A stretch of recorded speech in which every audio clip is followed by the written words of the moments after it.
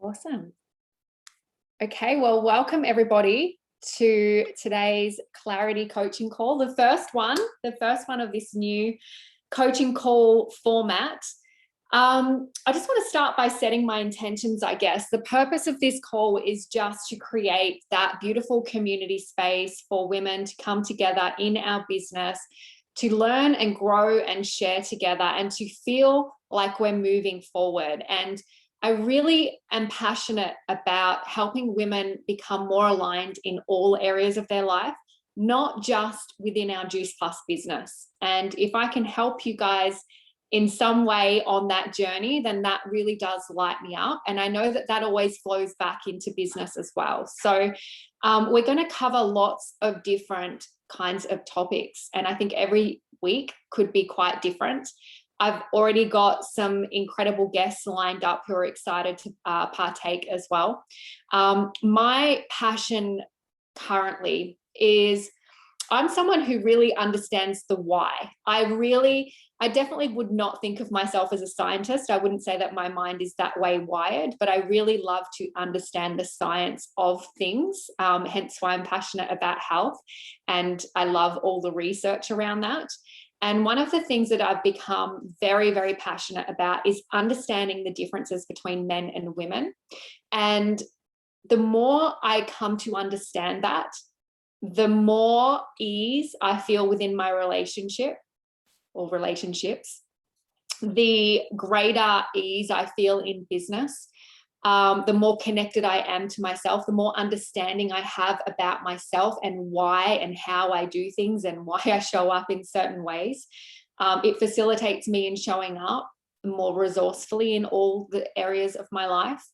And it just continues to blow my mind how differently we are wired, and how not understanding this and being consciously aware of those differences, how that creates disconnect from our true potential in our relationships, in our business, and how we show up in life for our own happiness. So these sessions, I'm going to cover lots of different topics. As I said, I've got lots of people that are going to come on as well. And one of the first people I've lined up who will be hopefully within the next month is going to join us is one of my good friends, Tiana, who is really passionate about the energetics. So I want to really bring to light the science and the biology of who we are with that beautiful energy of universal law as well. And I think when we can utilize both of those philosophies, we really get to get the most out of life and what we want. So today's session, I want to kind of set a foundation of where you feel like you are at. Now, because this is a group session, I can't really drill down on real specifics with each and every one of you. So there is going to be some self-led learning here where you're going to draw relevance from some suggestions that I make, and you're going to have to do the drilling down and a certain amount of your own accountability, because it's obviously not one-on-one coaching. But I do want you to walk away from the sessions with some goals week to week, or some things that you want to achieve. Sometimes goals is not a word that feels very feminine, but just some specific things that you wish to achieve in life, relationships, and business. And if I can help you just move forward one step in each of those areas each week and hold you accountable to showing up in a certain way, then I think there's going to be incredible value here. Okay. So some of you joined obviously on last night's team training, and I was talking about the sum of success and talking about how we get in the habit of focusing on our dissatisfactions so much in life. And there's power in that. But where it's disempowering is when we stay focused on only our dissatisfactions, okay? Because we do manifest our focus. So we're going to be intentional about choosing our focus for the next 7 days in each area of our life. Okay. So we're going to think about what is the dissatisfaction, because there's power in knowing that, because then we get to flip it and create a vision of what we'd like it to be. And then we get to create strategies on how we bridge that gap. Okay. So were all of you on team training? Can I get a show of hands who has their video on? So I don't need to go over the sum again, dissatisfaction, vision, you guys know that, or do you want me to quickly reiterate it? Let me see. You know what? It can be really helpful. Quickly reiterate. I would love, for those of you with your camera on, I'd love to work with someone for just 2 minutes who really in their heart and is willing to be vulnerable, that you have some really big dissatisfactions in life, and that's why you're in the business of Juice Plus, because we're going to use that as an example because you can all relate to it. I know, Shana, I've worked with you before and it was very powerful. Is there someone with their camera on? Just show of hands if you're ready to be really vulnerable about what you're dissatisfied with and why you're here and what you're hoping to achieve. Okay, Rachel, you're the first one that I saw. All right, I'm going to add you to the spotlight. All right, so I'll get you to unmute yourself. Thank you for being willing to be vulnerable in this space, because when we go first and do that, we give women the gift of knowing that they're not alone and that we all think and feel in very similar ways. So what is the dissatisfaction that brought you to Juice Plus? Like what were the pain points that were just enough for you that you were willing to make that step? First of all, it was health, and well, my background was that I'd had a very bad marriage breakdown. So I had a lot of trauma around that. And so I was very stressed. I had a son who also had trauma impact from that. And then I was working multiple jobs to try and make ends meet. So it was a financial thing as well as a health thing. Yeah. And the personal growth now is just, I'm a totally different person than the person I was, but there's still some self-doubts and lack of confidence. Yeah. Okay. So we can all relate to that on some level, and my story as well, like just stress and strain, not financially free, and the pressure that places on you, stress within the family, lack of self-belief, and confidence in self. But obviously within you, you knew that something had to shift. And so what is the vision, the ultimate vision? I know you've already accomplished so much, especially within yourself. But if I could click my fingers and you could have everything that you wanted from the Juice Plus business model, what does that look like? Well, it's financial freedom where I can say yes to more and not have that emotional stress of where's the money coming for the next bill? Can I service my car this month? So just, yeah, I don't have a home, like I rent. So I'd love to be able to have my own home, because, well, for 2 reasons: my own personal future, and I'm 47, so I probably won't ever be able to loan money from the bank. But also because my mum worries about me. She's 81. She's worried about my future. Sorry, tears flowing. And my son also worries about me and thinks about how he's going to provide for me. And I don't want either of them to worry about me, because I know that I'm being provided for. Like, everything that I need is being provided to me. But yeah, I just would love more abundance, so I can break free from that scarcity sort of mindset that I've had. Yeah. And I have to say, because I really resonate with what you're saying, is as a woman, generally it's very innately like ingrained in us to need certainty and security. And, you know, I rent as well. And it's also a plan that I'm working towards, is to create my own future certainty and security, because in my past experience, leaving that in the hands of others has not come to fruition, and it's just added to my insecurity. So that's a huge driving force for me too. And I'm sure every woman on this call at some level, conscious or unconscious, could relate to that feeling of really wanting the belief and also the skill set to know that they have their own back, so that no matter what happens, we're taken care of. And that's a real innate feeling, and a huge leverage. I know it feels painful, but it's actually, I think, one of the best leverages as women that we could ever have on ourselves is that uncertainty.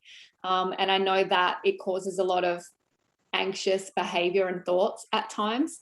But without that leverage, we're not going to do the things that scare us, because that's the next part of the sum is that vision. The dissatisfaction times your vision must be greater than the resistance you feel towards taking the next step. So, and we all feel resistance in this business, right? It's easier to stay in our comfort zone than to do things outside our comfort zone or to take action, right? It takes energy to take action. So, Rachel, what is the next step that you perceive or that you've decided to focus on in your business? I'm at SC at the moment, so my next goal is to get to 3 club. Yep. I'm at 2 club. Yep. And then obviously I'd like to earn $1,000 a month as a very beginning goal, but ultimately I'd like to earn 10,000 a month so that I don't have to work in a job. Yeah. Okay. As beautiful. well. So that greater vision is really important, because that's what's going to keep pulling you forward. So it's great that you have that up here. And then we break it into those little chunk steps. So your next step is that 3 club, and focusing on clubs is always good because we can give you a roundabout estimation of what that earning potential is going to be in your bank account every month, right? And so there's obviously some structure and some leadership things that need to happen in order for you to get from where you are to what that next step is, 3 club.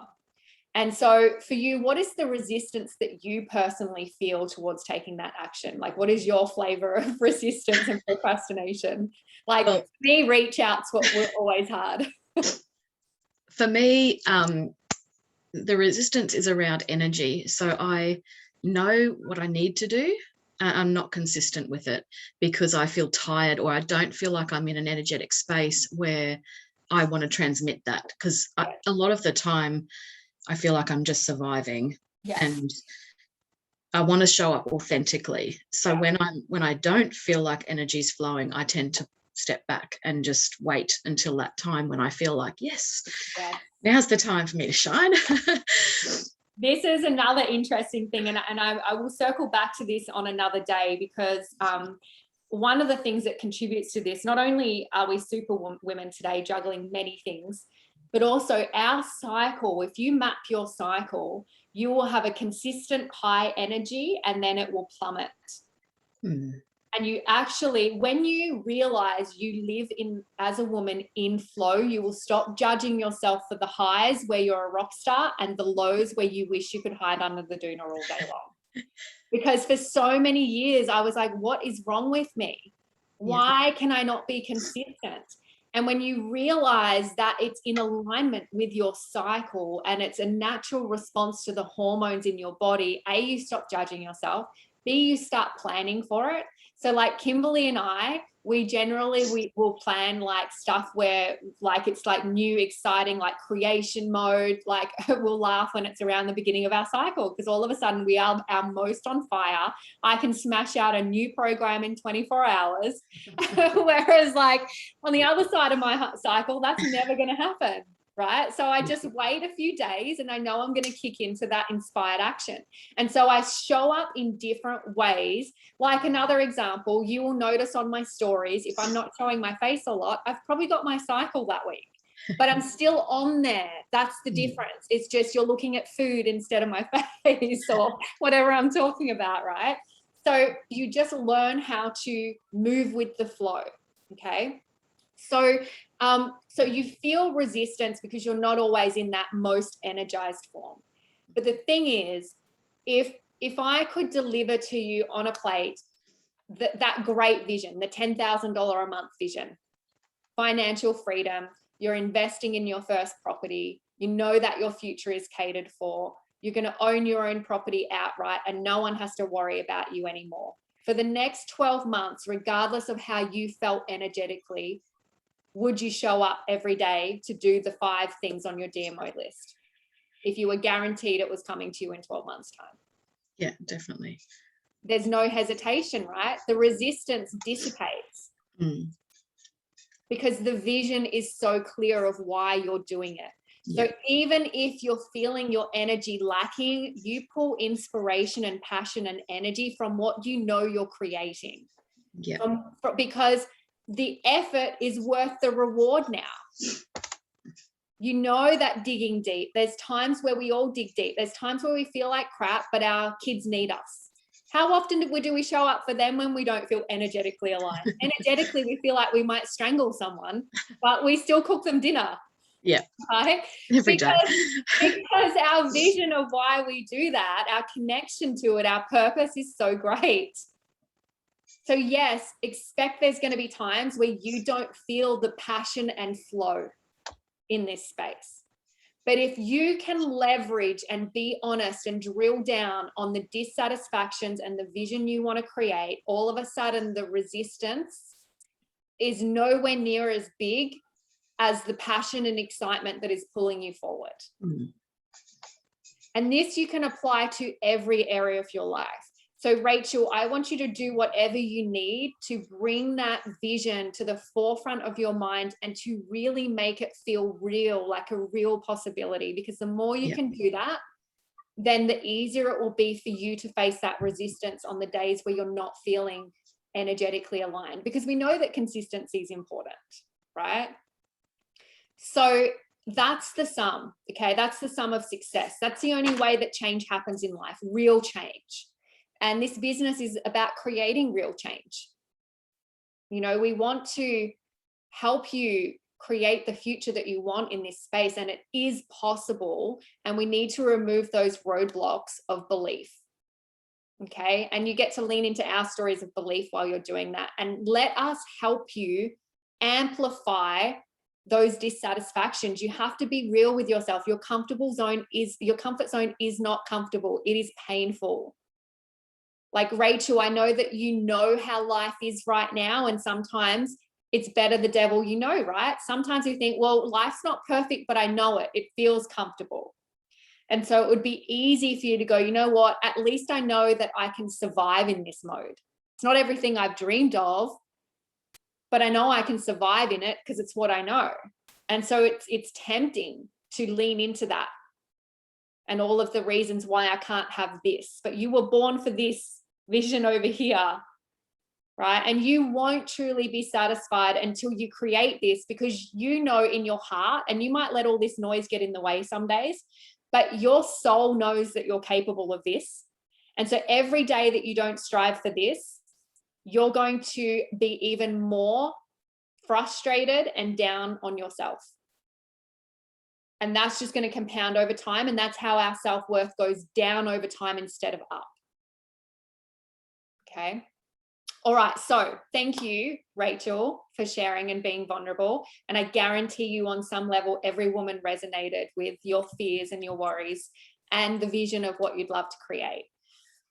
So, okay. So I want you to think about the 3 areas. And if you have something specific within relationships, like, you know, I'm going to say relationships, you might be thinking of the relationship with your mother. It might not be your significant other. Okay. So because we're such a big space, you're going to have to be the one in your mind as we talk about it to get specific on the one thing, because we can really only focus on one thing in each area with the time and space that we have. Okay. So when it comes to business, I want you to think about your dissatisfactions, and I want you to rate yourself out of 10 where you feel like you're at in business. Okay. 1 to 10, write down where you currently feel like you're at. You might want to write a note on what that's specifically relating to for you, because I can't have a conversation with each of you to find that out. So for you, it might be how you're showing up in your identity. It might be the income specifically that's landing in your bank account. It might be your consistency. It might be overall. Then I want you to think about your life, how you feel in yourself, how happy you generally feel day to day, what your life looks like, you know, the level of freedom you feel within yourself, your self-love, like whatever you feel like you are most struggling with right now. What is the greatest dissatisfaction you have within your life? Rate that out of 10 and just make some notes again, because you guys can go and do this homework after. Actually, I probably could have made a little form for this, but maybe we'll do that next time. This is the sum if you want to write it down. Your dissatisfaction times your vision plus the first step must be greater than the resistance. Okay. So when you're thinking about these things later, you can delve deeper, you can journal. What are my dissatisfactions in this area? What is the vision of what I'd love it to be? What is the next step I could take towards that vision? And then finally, I want you to think about a significant relationship that you would love to improve. Could be the relationship with yourself. It could be the relationship with your significant other. It could be a child. It could be a family member. And think about where you're dissatisfied. Remember, taking ownership. This is not a blame. This is a you standing from where you are. Where are you dissatisfied? And rate it out of 10 where you feel like you are currently at.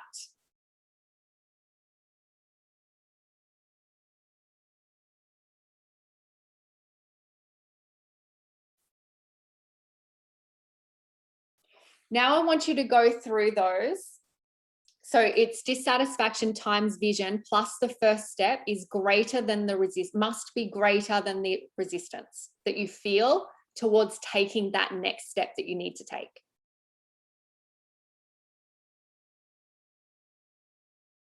So like for example, you sign up a new team member, they're really excited about what they could achieve, and then you go tell them to do a post, but they don't want to post on Facebook. They feel all this resistance.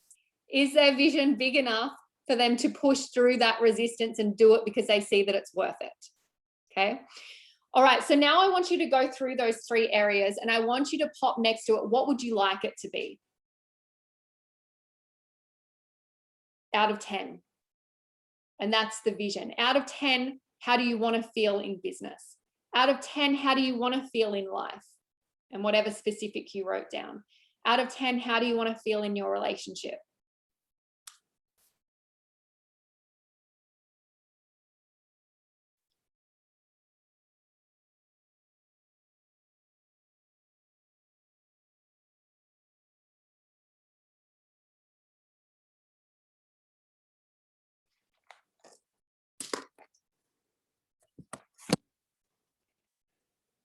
Okay, so in order to move the needle forward, we can only do that when we know exactly where we are. So when we're honest with ourselves about how we feel about where we are, and then we get clarity of where we want to be, we then can create weekly strategies on how we start moving the needle forward. It's our focus.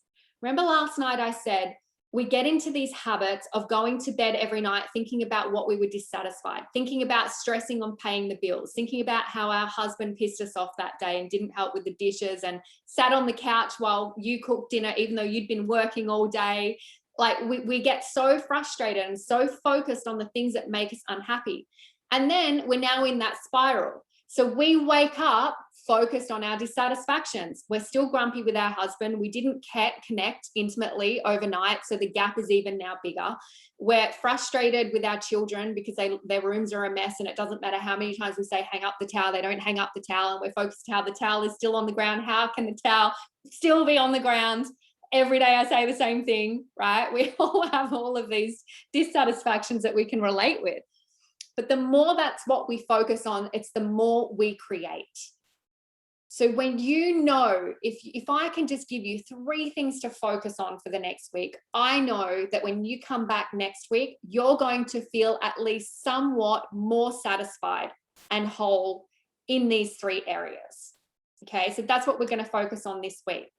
Now, I want to talk a little bit about each section. One thing that I have learned to be true through relationship breakdown, working on myself at an absolute brutal self-reflection, self-ownership level, is that in life, my happiness is 90% my responsibility. And I say this with love to each and every one of you. We are so guilty of projecting the task, the impossible task of filling our cup of happiness and feeling love onto our children and onto our partners. We outsource the lack of love we feel for ourselves onto everybody around us. Now, the challenge is they are not us. They have different values, different perceptions. And if you're outsourcing from a man, they are wired completely differently to us. They think and feel in opposing ways because we're complementary. So when we have these unsaid expectations on how we expect them to show up, what we expect them to say at a certain time, how we expect them to walk in the door, when we want affection, read through the lines and know when we don't. Like, we have all of these crazy expectations that they literally do not have the biological capacity to understand. So we set everybody up around us to fail. But most importantly, we set ourselves up to fail in feeling happy, because we're outsourcing something that cannot be outsourced. So if you don't feel happy right now, you will not change that until you take responsibility for that. No matter what kind of relationship you're in and the strain that could be placing on you, no matter what's going on with your children, no matter what's going on in your business and your finances, learning how to be present and happy in the present moment is entirely your responsibility. You can only realistically expect 10% to come from outside of you. You cannot place more than 10% expectation without setting up everyone to fail on your partner. We really shouldn't put any on our children, but obviously they do inadvertently, fill our cup with love at times, but particularly your partner. Okay. So whatever you wrote down for life, and I'll get some examples later, and you guys might want to pop in the chat. I want you to think about how this is 90% your own responsibility. And I'm going to talk about relationships and stress in a minute as well. And you can relate this to life because there's a particular hormone that's important for our fulfillment and happiness as a woman. And when we understand how we cultivate this hormone, then we can be very specific in our strategies, and it's game changer to how you feel every day. Okay. So the hormone for happiness for women is oxytocin. The hormone for happiness for men is testosterone. And the way we generate those within ourselves, because they're opposing hormones, is completely opposite. So when we're stressed, we do the things that actually cause more stress to men, but they bring our stress down. When men are stressed, they do the things that cause more stress to us, but it actually lowers their stress. And that's what often we butt heads over. Because when we're stressed, we need to talk it out. We want to feel community. We call a girlfriend. We want hugs. We want connection. We need it, because that's how we drive oxytocin up. And when our cortisol stress levels are high, the way to bring it down is to drive our oxytocin up. Now, for a man, just in case you're curious, and I'm going to do a whole session on this to show you the differences so you can understand how to be more supportive as a partner, which is your responsibility to learn. But a man needs to be left alone. That's why he turns on the TV and sits on the couch when he comes home from work, not because he's an arrogant, ignorant bastard who just doesn't want to help you. He physically cannot de-stress without turning off from you. And it has no reflection on you. It's not a personal attack on you. It's got nothing to do with you. It's his need to drive his testosterone back up. And he can only do that by going to his man cave. And that will drive his cortisol levels down. So you can see how we need opposing things. Now, let's go back to the sum that 90% of it is your responsibility though. So we can't place all of that pressure on our partners when we're feeling stressed. And I guarantee we're all feeling stressed on some level right now. I've got 100 balls in the air. I'm sure you guys do. Okay. And I've seen this play out in my relationship, but the difference is we're really conscious and we talk about it, is that we both had a really big thing happen that we're both working through in our personal lives together. It's a team thing. But the way we needed to handle the pressure was so opposing. And that's what actually generated some conflict, was a misunderstanding there.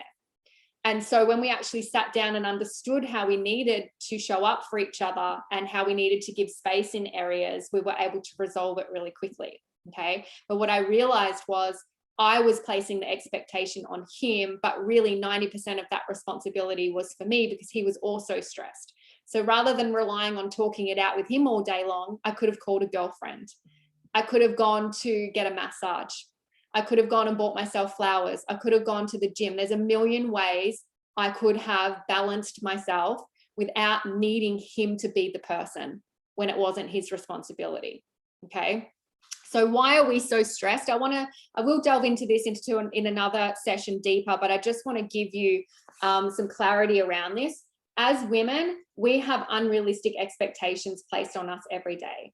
And it's expectations around who we should be, right? You only have to watch the media to watch all of these super women who are 10 out of 10 in how they look, how they show up. They're great mums, they're kick-ass CEOs. Like, we're expected to be everything and then come home and brush it off and be a sexual goddess as well and have dinner on the table, right?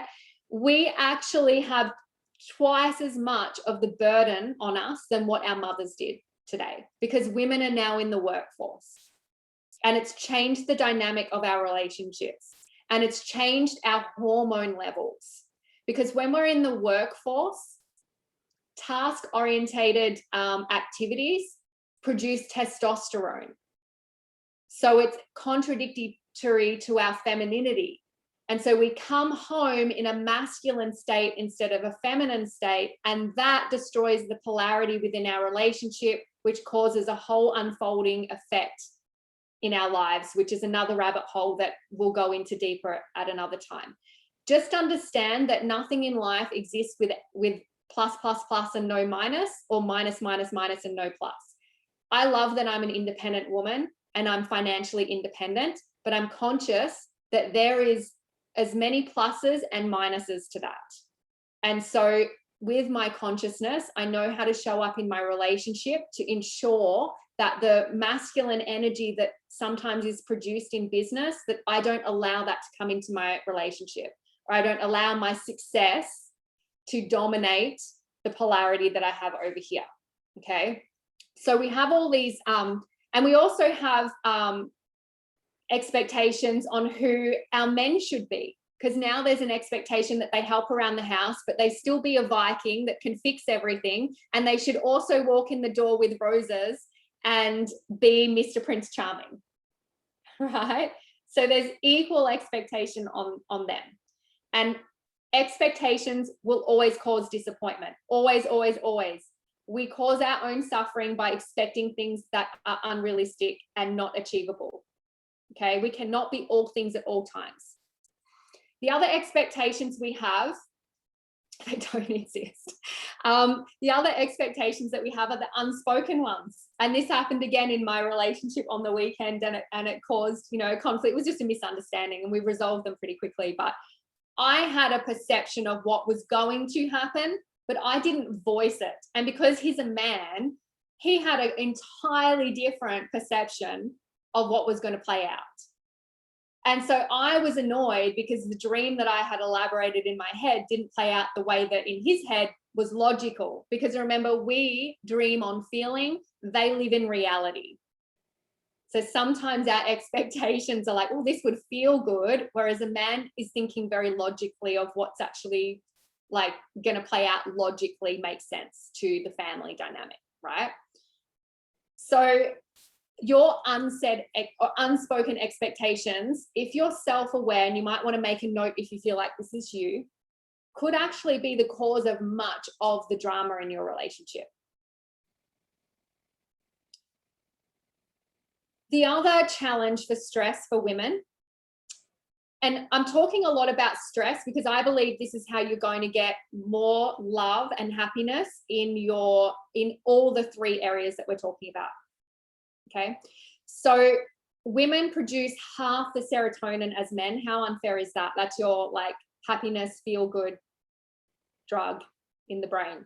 We produce half and we use it twice as fast. We produce, that's why men are so much generally are more easygoing. We produce half and we use it twice as fast. When we're stressed, we drive our cortisol up, which is our stress hormone, And our happy hormone, our love hormone, the hormone when we're, those goddess moments where you're in love with your partner, you love your kids, you're just vibrant, right? That's because you've got lots of oxytocin high in your body. So we want to keep that high by doing things every day that bring cortisol down, because we live in a stressed, we live in a high expectation reality today, women. So we need to consciously drive oxytocin up with our behaviors, okay? And work, a lot of our work, and I'm going to talk about how our business model is different. Work activities are testosterone generating, which for women is a stress generator. For men, it's not. Okay. So our business model aligns more with feminine energy because it's a nurturing business model. Yes, there are tasks that are more masculine, like testosterone generating things, but having some balance as a woman is empowering. But where we balance it out, and what is beautiful about our business model, is it's a nurturing environment. We work as a team. We do all these beautiful women community events. We talk to each other. We have creativity. We have these coaching calls. These are all oxytocin generating activities that help us feel good. So when we're supporting and working together, that drives our oxytocin up. Now, this is the key, nurturing self. And I want, if you take away one thing from this, let it be this. Self-nurturing produces 2 times the oxytocin as almost any other activity. Self-nurturing. And with all the overwhelming expectations that we have as women today, one of the last things we do is prioritize self-nurture. And guess who feels the impact of that? You know how we like to put ourselves last? Even in this moment, as you hear that, you still don't have the self-worth to put yourself first. Guess who suffers the most outside of you? Your husband, because his pain and suffering in the relationship comes from you not being happy. That is the greatest cause of his suffering in the relationship. It's not his own unhappiness, it's your unhappiness. Because his happiness is when you're happy. And we'll talk about that another time. But also your children. When your emotional state is fragile and tense, they suffer. They're walking on eggshells. They learn anxious energy from you. And that was a tough lesson that I learned with my own children. I realized that they were becoming anxious in their energy because they were tiptoeing around my tense energy because my stress levels were so high. So let's come back to the 3 areas. And I just want you to have one strategy. If you can go away from this and genuinely feel you want to commit to more, then please journal and work away at this.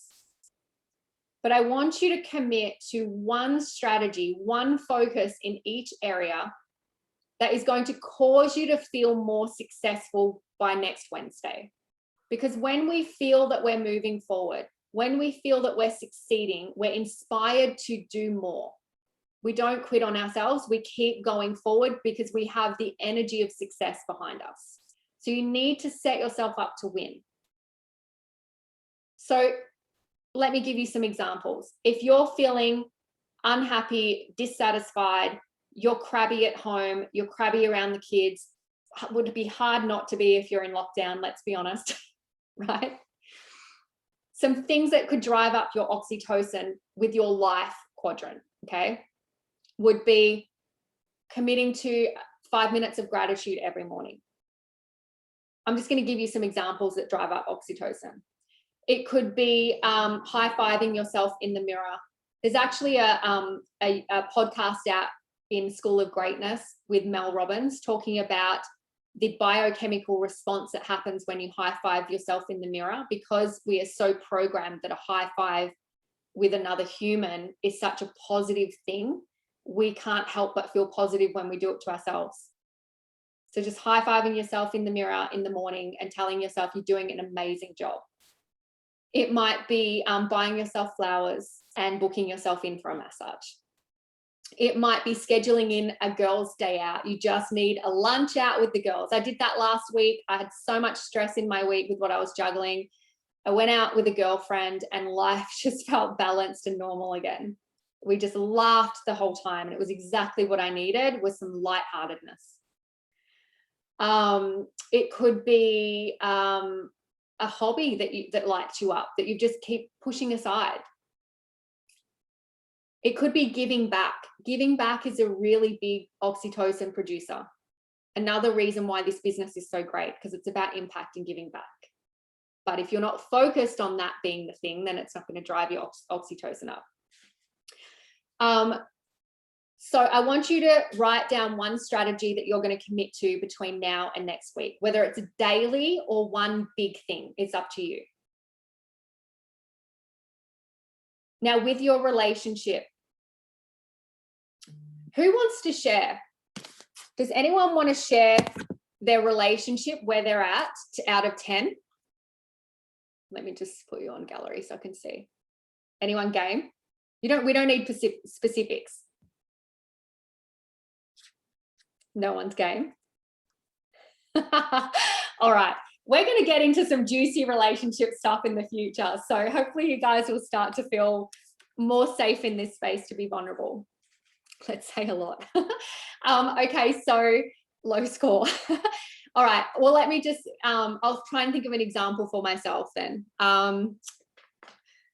Okay, so, well, let's use the example of, I can't go into the specifics because it's not my challenge that we're navigating together. It's around his children. So I won't go into the specifics, but obviously I'm his support person. So we're both navigating the stress, right? And so one commitment or strategy that I decided was to release expectation on what I needed, because his stress levels were obviously exceeding mine, because it's one of the most stressful things a man can go through, and to just have faith that when I need him, it will be my turn, and I know that he does show up at that level for me when I need. So releasing expectations of what I needed, and specifically looking for opportunities to give him what he needed.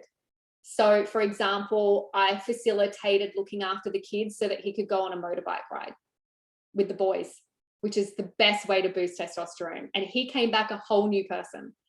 And so that, you could say sacrifice, but you know, it was a beautiful time for me to have all the children and have fun. Actually benefited me too, because he came back a different human. And you know, there was a few moments like that through the week where I actually looked for opportunities to support him in a way that I knew was going to make a difference. Because often in our relationships, what we do is we get focused on what we're not getting. And when you flip that and you start focusing on what you can give, you start receiving what you're not getting.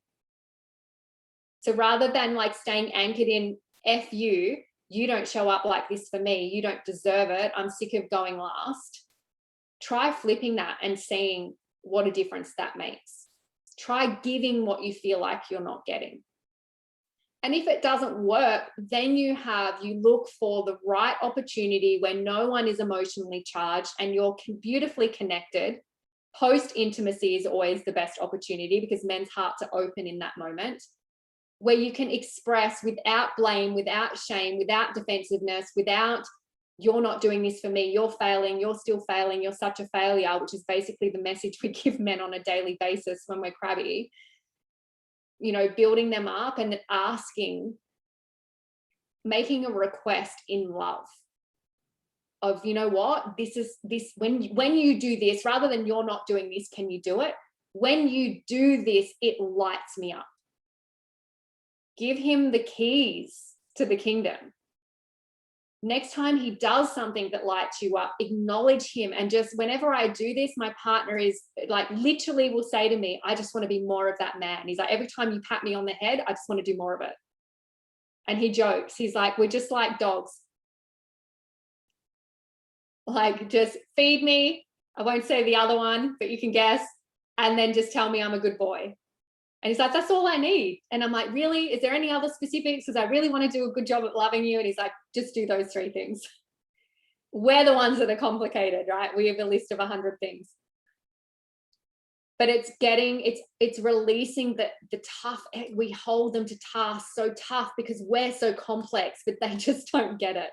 You need to give them like an easy list of 3 things. Do these things every day. Text message that you love me, tell me I'm beautiful, give me a hug, whatever yours are, they're mine. Like, and he's winning, right? So I can't read your comments, but you guys are laughing.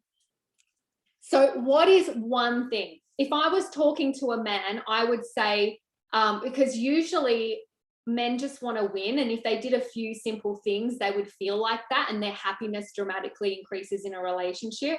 So some examples for a man might be plan a date for her, do all the planning, like don't ask her to book it, like, you know, and then at the date, just really listen to her, hear her, don't butt in, just give her an opportunity to talk about her week. Like that could be the one strategy. For you, it might be, there's so many things it could be. It might be maybe you're missing connection time with one of your children and, you know, you want to take them on a mummy date. Or maybe there's something you and your husband used to do that really used to build chemistry and fun and playfulness between you. Maybe your one strategy is to bring playfulness into the relationship every day. That is a game changer. How can you be playful? For me, like we put on music and we dance and we cook together and we laugh and we're really playful with it. I really try, and another strategy might be, I work from home. So this is, you might do this in the car if you work outside of the home. But when my partner's coming over, I will light incense. I will put on my self-ignited playlist or whatever vibe I'm feeling. And even if it's just one song, I'll just dance and get into my feminine flow and shake off all of the many hats I've been wearing for the day and come back to playful, sexy, fun Kira that he fell in love with. And it might feel like, why am I doing all these things for him? That's not authentic. You're doing it for you first and foremost. That's the person I love the most. That's the identity of myself that I have the most fun being.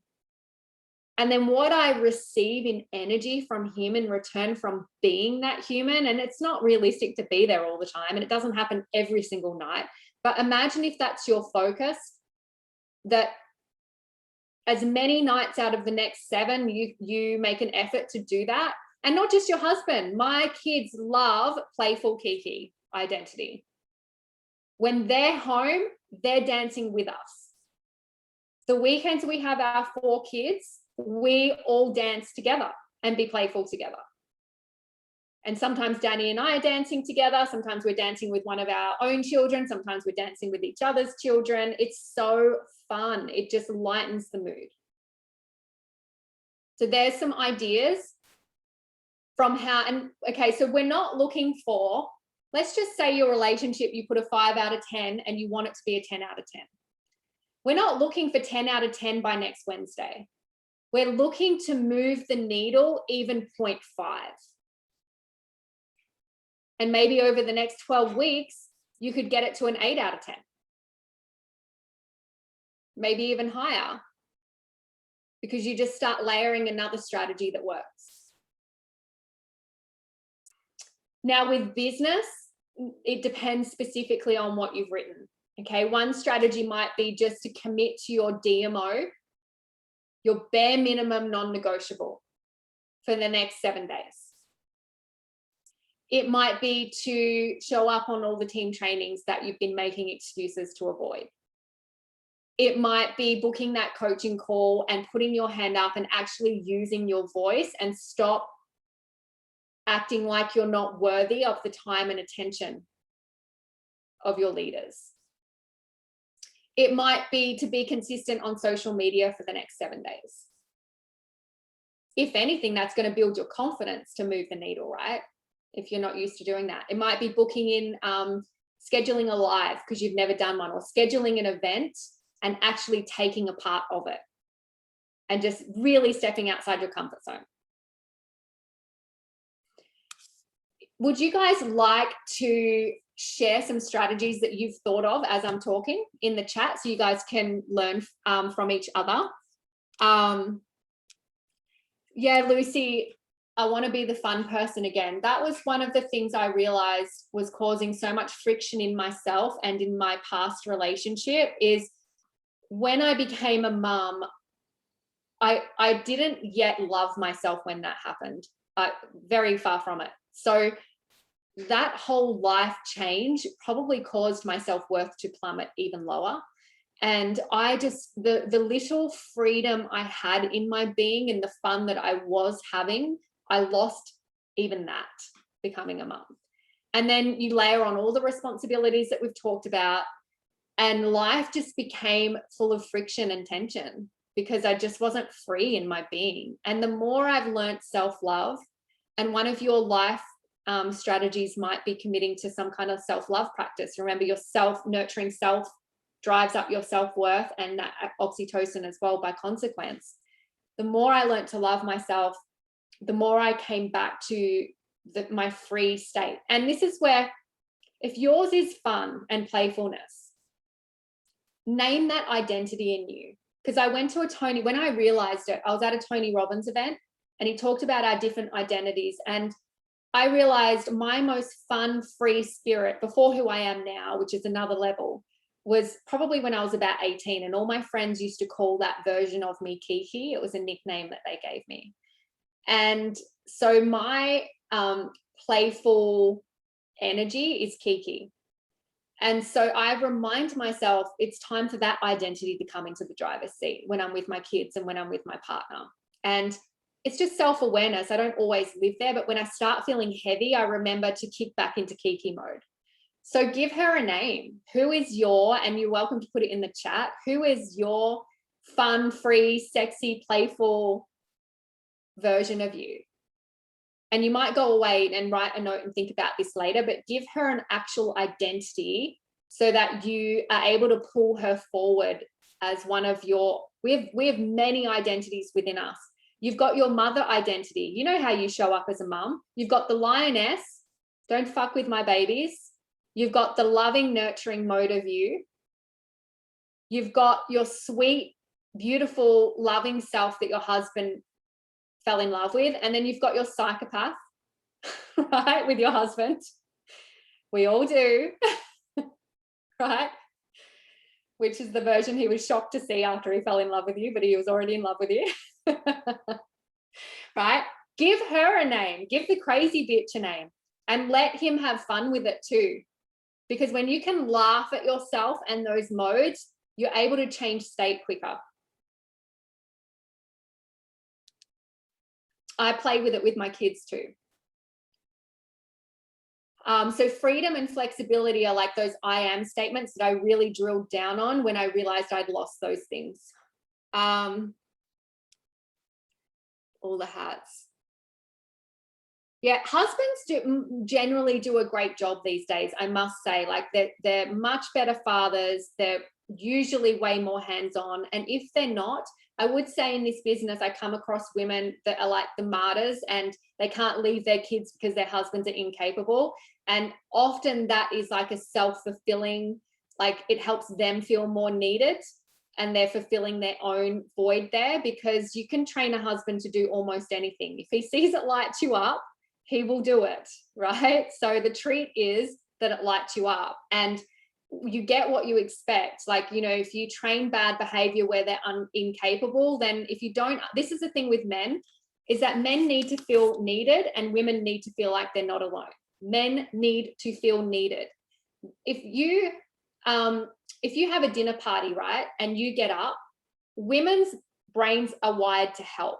So if you had a dinner party and I was sitting at your table, I would automatically, without thinking, get up to help you clean up.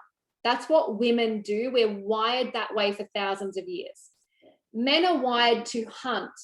They don't get up unless they are asked, generally, unless they've been trained and they're mindful humans. Maybe they had a mother that was mindful and trained them well. Like there are definitely some exceptions to this. But generally, you ask a man, why didn't you get up? They will say, because she didn't ask me to. This could be one of your relationship strategies. ask for help. I actually leave things, don't let this secret get out. I leave things undone around the house that I know produce testosterone for Danny to help with. Heavy lifting, trust me, leaving shit, because I'm a get shit done now person. Like, I've realized my own strength when I became a single mum.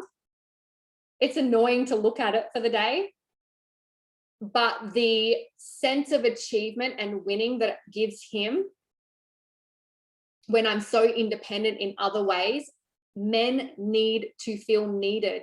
We resist asking help because we've been trained to be independent as women.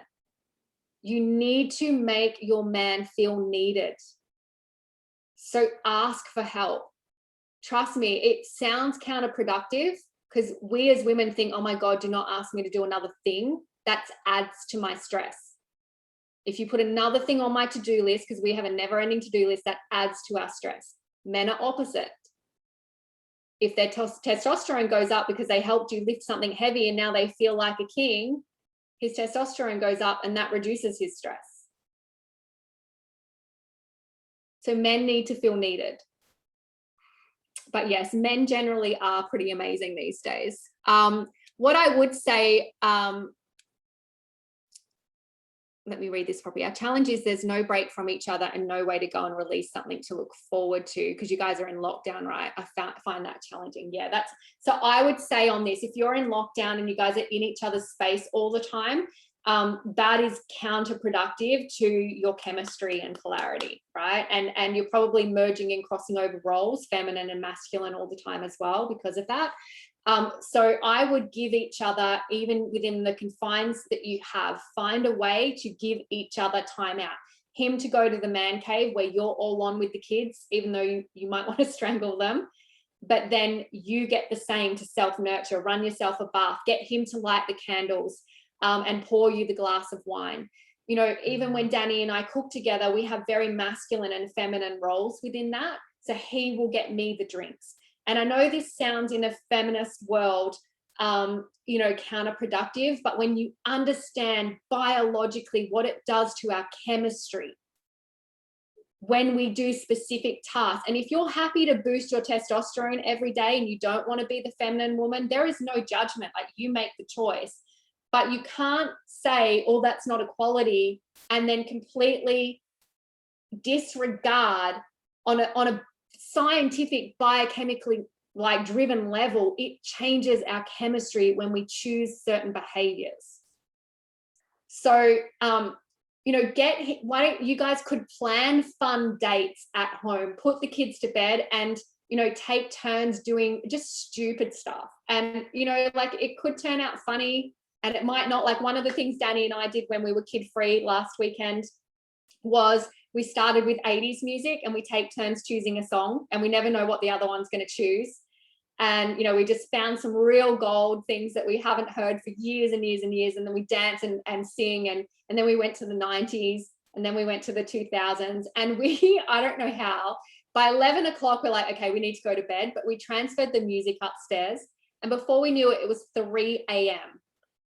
And like, we were still laughing, and we're like, okay, we need to go to bed. And obviously we're newer in our relationship and it's, you know, easier to cultivate that. But like, just things that you can do at home. Like, we literally went and got disco lights. We were only locked down for a weekend, so apologies. I know it's not the months and months, Kirsty, but we actually bought disco lights to make it more fun as well when we were locked down. And we used them with the kids as well.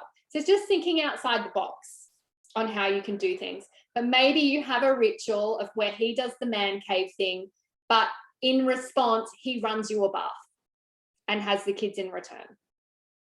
And then one of the other things that is hugely boosting for oxytocin for a woman is to lie there and just non-sexual touch, unless it's asked for, is when a female's body is just stroked lovingly, consistently for 5 minutes or more, it drives our oxytocin up and allows the stress to release. So that even could be one thing that you take turns doing that for each other.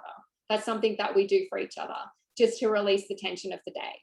And it's inviting intimacy when it can be easy to get out of the habit of doing that for each other because you're tired and finally got the kids down, but that little bit of effort makes a difference.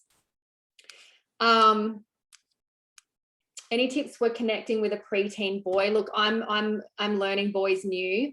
So I would say research that. I don't have the knowledge on that one as yet. What I'm currently doing, my partner's son is 8, is I actually facilitate time for them to connect, which I think builds rapport with him, because I'm in his space a lot now. And so I really encourage and plan and help for them to have time. And then I notice that he's more receptive to me on the other side of that. And then I'm learning what works for him in terms of us building rapport. So that might be something I can comment more on later. All right, we'll get through this and then I'll wrap up. Awesome. Absolutely. Another strategy for your relationship, find something to appreciate consciously your man every day. Game changer. Beautiful. Thank you for your beautiful comments. Here's another idea for your relationships is, like, just as an example, let's just say you've done the dishes and every single morning he puts his dirty cup in the kitchen sink and doesn't wash it. And every morning you're just like, how many times have I said this? Right? And so did someone just run naked across the screen? I don't know if I just was seeing something. Anyway.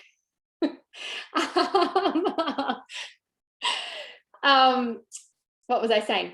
Imagine, I heard this on a podcast, if you just decided to not see that cup anymore. Because is it really a big deal in the scheme of things when we all have habits? Imagine if you just decided not to see that cup for the next week. Could be interesting. Look, the strategies might not work, by the way. You might get to next week and be like, you know what, the strategy didn't move the needle, so we changed the strategy. Doesn't mean you failed, right? It just means, okay, well, I know that didn't work for me. What's something different I can try? Okay.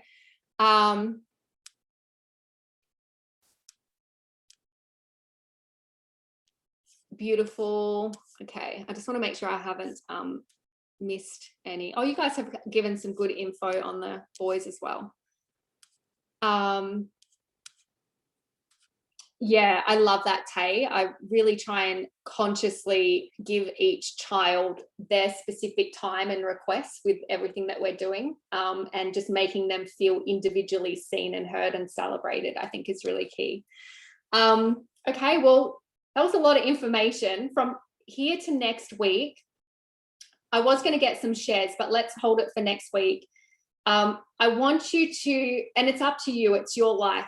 Okay, it's up to you if you want to create change. My hope for you is that you clarify what your 3 strategies are going to be, 1 for each area, and just commit to them for the next 7 days. And let's just see what happens.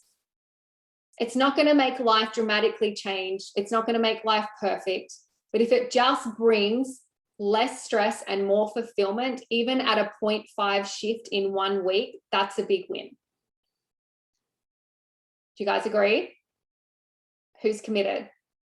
I do recommend that you go and journal and really get clear, because you on your own can continue to shift that needle. Like if you get really clear on the areas you're dissatisfied, and every week just commit to trying another strategy and layering another strategy. And often our relationships being an example, just going back to doing what we did in the beginning, right, will shift the needle dramatically. We just get complacent. We get complacent in our life because now that we've got kids, we put everyone before ourselves. So going back to not being complacent, when I was single, man, my cup was full because I had so much time to fill it, right? So I just need to go back and I even had this conversation with my partner the other night, is that I realized I was considering everyone before myself again, because that's what we do as mothers naturally. And so learning to say, actually, no, I'm going to have this night to myself because these things are going to be a priority, instead of going, what does everyone else need?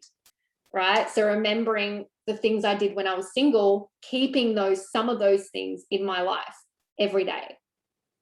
And with your relationship, with your business, the same thing. If you've been in a phase of momentum, if you've achieved success, maybe you're just not doing the things that you were doing. Or maybe you just haven't committed yet to the things you know that you should be doing. All right, I look forward to seeing you guys next week. I hope that was valuable. And yeah, I love your feedback too. So if you have any shifts during the week, let me know. Like, it really lights me up if you feel compelled to share. Thank you, everyone.